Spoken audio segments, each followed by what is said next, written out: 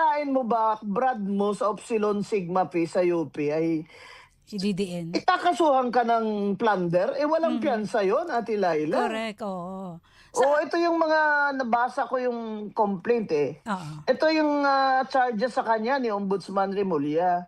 Plunder, o di kasi over 50 million yung maleta-maletang kickback na hinatid sa kanya ni Saldico, di Saldico, ba? Sabi ni oo. Saldico. Mhm. Number 2, bribery, indirect bribery. Mhm. Number 3, graft and corruption. Matitindi, Oh. no? Mm. Oh, tapos doon sa kanyang Brad na ginawa niyang dami doon sa ano ba yun, Golden Peasant na Mhm. company, yung bumili ng bahay sa Tamarind Street na 1.6 billion. Wow, ang laki, puro Yun ang bilyon. president doon, si Jose Paras. Mhm. Ayun, Sino yung Josie ano, Paras?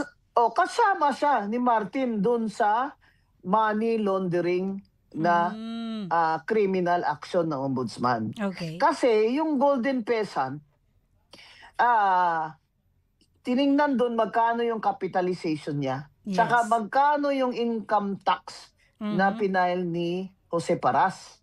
Eh, si Jose Paras 18 million lang ang nakalagay niyang assets at saka income. Eh, yung bahay Solid. na yun, 1.6 billion. Mhm. Oh, eh, saan niya kinuha ngayon yung pera nun, 'di ba? Oh, Yes.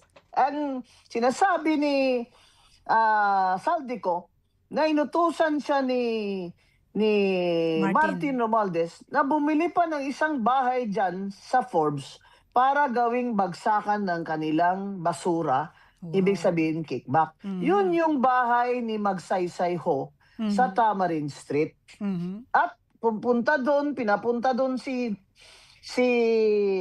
Diskaya para siya ang mag-renovate.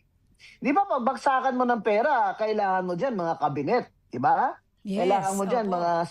secret door, mga gano'n Mhm. siguro, no? Mhm. So, nung pumunta do'n si Saldico, may pidabit din yung dalawang helper, 'di ba do'n sa Blue Ribbon Committee? Na pinapaalis na sila Mhm. nung kontraktor. Sinabi nila, "Hindi pa ho kami makaalis, hindi pa handa yung amo namin," yung occupant. Sinabi ni Diskaya, "Ay, ako po ang kontraktor dito, kasi pinapaayos na po ito." Sinabi rin yun ni Diskaya. Mhm.